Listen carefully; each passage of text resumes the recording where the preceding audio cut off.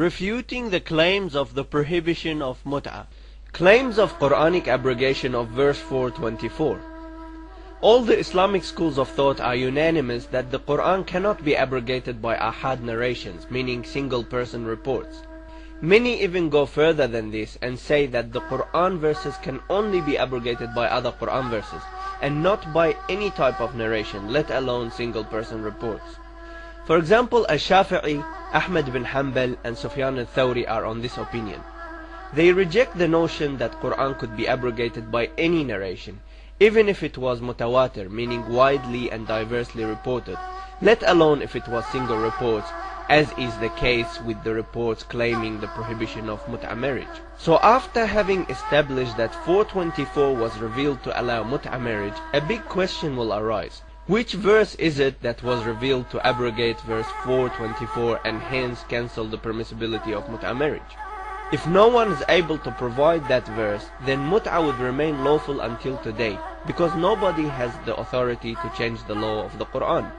There have been some claims of verses that allegedly abrogated verse 424 and cancelled mut'ah. However, upon a simple examination of these claims, we find that they fail the basic tests of authentication. They are very likely to be fabricated by people who wanted to impose their own sectarian notion on this topic. For example, they have narrated that verse 23:6 or 70:30 was revealed to abrogate verse 424 and cancel mut'ah. Strangely, they have attributed this narration to Ibn Abbas, who was famous for allowing mut'ah marriage and challenging those who forbid it until the last days of his life. They narrate in Sunan al-Tirmidhi's summary for Al-Albani, page 266, from Ibn Abbas that he said, mut'ah was at the start of Islam. The man would come to a new town that he does not know well, so he marries the woman for the period that he resides there. She protects his belongings and fixes his issues. This was until the following verse was revealed, except on their spouses or what their right hand possessed. Surah Al-Mu'minun, verse 6. Anything other than these two is haram. Another narration with a similar meaning to this was also attributed to Aisha, the wife of the Prophet. Al-Tamheed for Ibn Abdul Barr, volume 10, page 65. So basically, the verses that allegedly forbade mut'ah marriage are either 23:6 or 70:30. Upon the examination of these verses, we find that not only they have nothing to do with mut'ah marriage, but also they were both revealed before the verse that legalized mut'ah. Both 23:6 and 70:30 are Mecca verses revealed in Mecca, while the verse that allowed mut'ah was a Madani verse revealed later in the Medina. So how could these verses abrogate the mut'ah verse 424 which was revealed after them? How could the earlier verse cancel the later verse? It looks like the person who fabricated these claims didn't even notice this great conflict in the timing. And the strange thing is that sometimes they try to divert the meaning of the verse 424 away from temporary marriage by claiming that it is talking about permanent marriage, and then at the same time inconsistently claim that verses 23:6 and 70:30 have abrogated verse 424. So if 424 is not talking about temporary marriage, then why would it need any abrogation? Did 23:6 or 70:30 abrogate permanent marriage? Claims of hadiths abrogating mut'ah marriage. The narrations that claim the prohibition of mut'ah marriage have many problems which highly discredit their authenticity. Not only that they are conflicting in their contents and timing, but they are also in a direct conflict with the famous opinion of those who allegedly narrated them. For example, many of these narrations are attributed to Imam Ali and Ibn Abbas, who were actually famous for permitting mut'ah marriage, as we demonstrated in the previous sections. Another problem is that many of these narrations which are attributed to Imam Ali were actually narrated through people who were hostile to him. I mean, is it logical to seek the opinion of someone by listening to what his enemies have to say about him? For example, a common factor between most of these narrations, and specifically the ones attributed to Imam Ali, is Ibn Shihab al-Zuhri. Al-Zuhri was an agent for the Umayyad government for more than 40 years. This was a government that routinely cursed Imam Ali on its pulpits. So how can we trust what Al-Zuhri narrates and attributes to Imam Ali? In summary, these narrations could be divided into three categories. The first category is those narrations that claim the prohibition took place in the event of Khaybar, which was on the 7th year of the Hijri calendar. All these narrations are attributed to Imam Ali, and yet they are narrated through Ibn Shihab al-Zuhri, as you could see here. This in itself is enough reason to dismiss these narrations as unauthentic. But it doesn't stop there, because there are countless other problems with these narrations, as you will see soon. The second category of narrations are all narrated by one person named Sabra al-Juhani. These narrations claim that the Prophet had allowed mut'ah for a few days during Fath Makkah or the year of Awtas, and then he forbade it forever, as you can see in the following slides. This claim was adopted by many scholars as the authentic claim and the valid time of the prohibition of mut'ah, and hence it was narrated in Sahih Muslim. The problem, however, is that these narrations would obviously contradict all the Imam Ali narrations about the prohibition taking place during Khaybar on the 7th year of Hijrah, because Fath Makkah was on a later date, on the 8th year of Hijrah. So how could the Prophet have allowed it in Fath Makkah after he had already forbidden it in Khaybar? The third category of narrations are also narrated by the same person, Sabra al-Juhani. In this category, Sabra mentions an identical event to the one described in the second category narrations. He says that the Prophet had allowed it for a few days, then he forbade it. However, this time he says that this event occurred in Hujjat al-Wada' rather than in Fath Makkah. Hujjat al-Wada' means the farewell pilgrimage of the Prophet, which was on the 10th year of Hijrah, 2 years after the Fath Makkah. Here are the narrations showing this claim.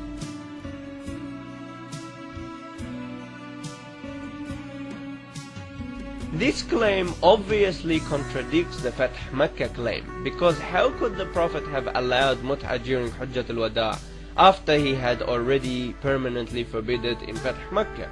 One of these two claims must be wrong, particularly that both claims are coming from the same person and saying the same story with the same details, with the only difference being that each claim is attributed to a different time event. These contradictory single-person reports have created a big dilemma for the Sunni scholars throughout history as they try to reconcile between the contradictions. If they are to accept all of these claims, then they have to say that the Prophet had allowed mut'ah for many long years. Then in the last 3 years of his life, he repeatedly forbade it and allowed it many times until he finally forbade it forever. This is why Sahih Muslim has designated a chapter on mut'ah marriage and titled it as Mut'ah marriage, and showing that it was first allowed, then forbidden, then allowed again, then forbidden again forever. Upon the examination of Muslim's claim, it is clear that he has dismissed Sabra's claim of prohibition during Hujjat al-Wada'. Had he included those narrations, it would have made his claim even more ridiculous, with another additional permission and prohibition added to his list of permissions and prohibitions. Other scholars have also expressed wonderment about this fact. For example, Al-Shafi'i is reported to have said in Tafsir al-Baghawi, volume 2, page 194, from Al-Rabi' bin Sulaiman, that he said, I heard Al-Shafi'i say, I don't know anything in Islam which was permitted, then prohibited, then permitted again, then prohibited again, other than mut'ah. This was also narrated in Tafsir al-Tha'labi, part 3, page 288. Ibn Arabi also expressed wonderment about this phenomena, as narrated in Tafsir al-Qurtubi, volume 5, page 130. Ibn Arabi said, the mut'ah of women is one of the strangest things in the religion, because it was allowed at the start of Islam, then prohibited in Khaybar, then allowed in Awtas, then prohibited. Then al-Qurtubi says, other people who extracted the narrations have said that the narrations imply that the prohibition and permission took place 7 times in total. Finally, we will show you a narration which conclusively exposes the falsehood of the prohibition claims. This narration has safely made it through Umayyah's large distortion filters, probably because they did not notice the proofs that are hidden within it and or the implications of it. It is widely reported and found in Musnad Ahmad, Tafsir al-Qurtubi, Tafsir ibn Kathir, Ahkam al-Qur'an, Sharh Ma'ani al-Athar, and finally, but most importantly, in Sahih Bukhari and Sahih Muslim.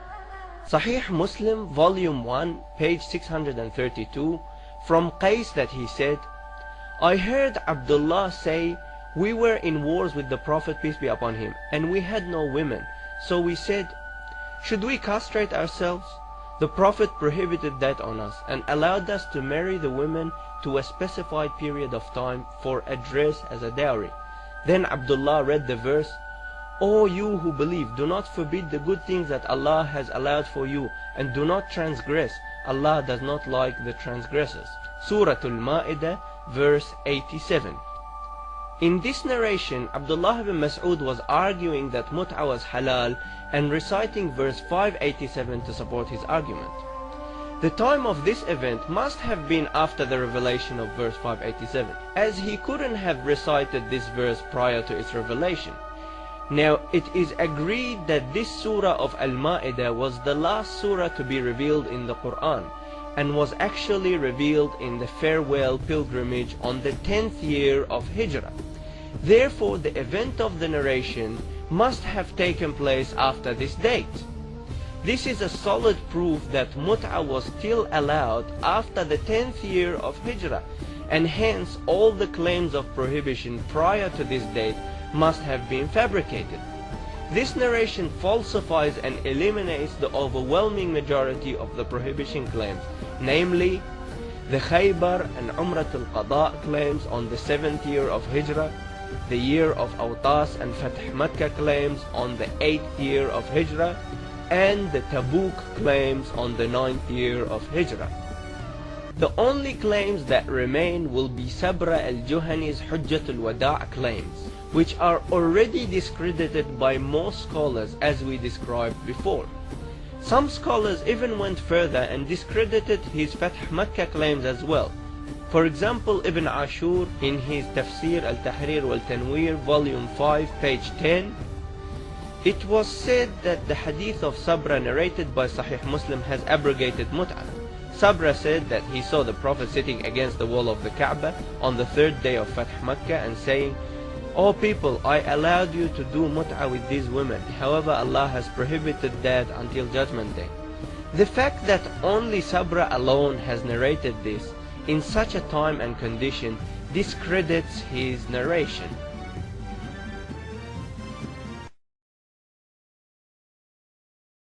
Mut'ah marriage was allowed by the Qur'an, verse 424. Mut'ah marriage was sanctioned by verse 424 of the Qur'an.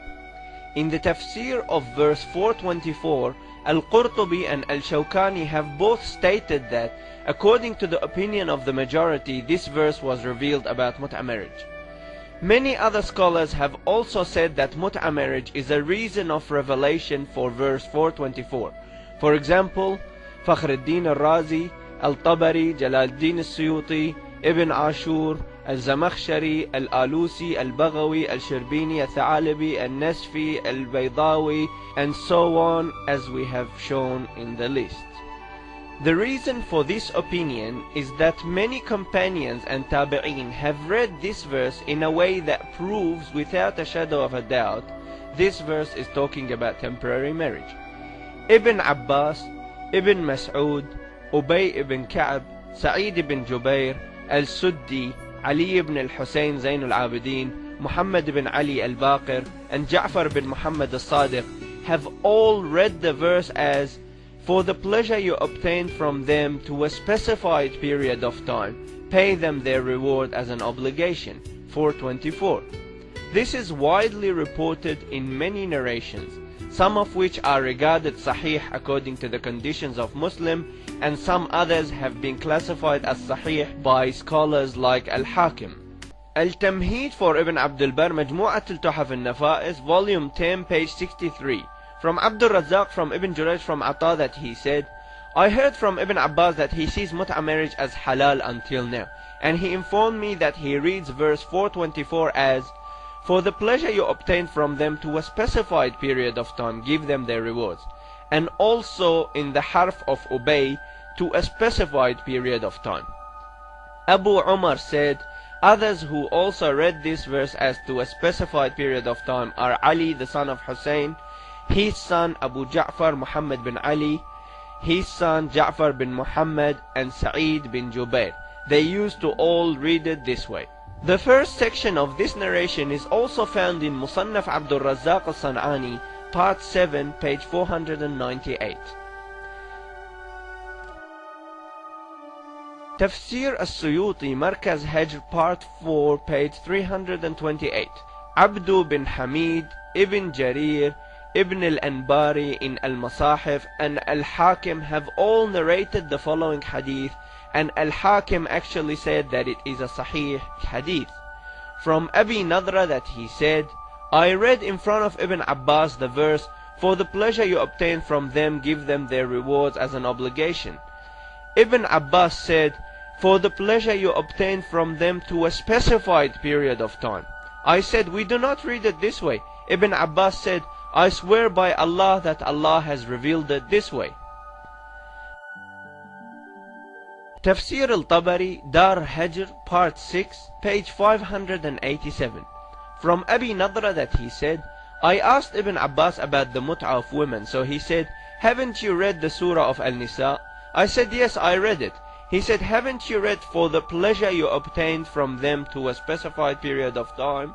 I said, "If I read it this way, I wouldn't have asked you this question." He said, "It is this way." Tafsir al-Tabari, part 6, page 587.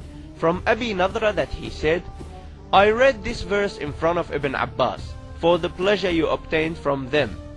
Ibn Abbas said, "To a specified period of time." I said, "I do not read it this way." He said, "I swear by Allah that Allah has revealed it this way." He repeated this 3 times. Note that all the narrators of this hadith are the narrators of Sahih Muslim, and hence the chain is regarded Sahih on the conditions of Muslim.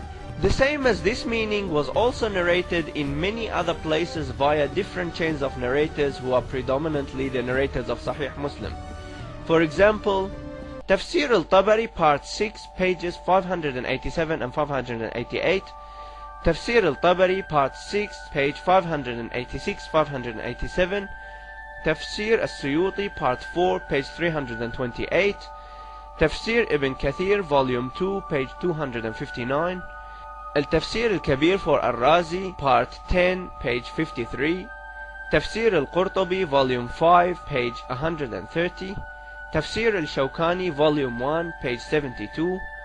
Tafsir al-Khatib al-Shirbini. Tafsir Ruh al-Ma'ani for Al-Alusi. Ma'ani al-Qur'an. Tafsir al-Baghawi. Ahkam al-Qur'an for Al-Jassas. Tafsir al-Zamakhshari. Ahkam al-Qur'an for Ibn al-Arabi. Al-Masahif for Abi Dawood al-Sijistani.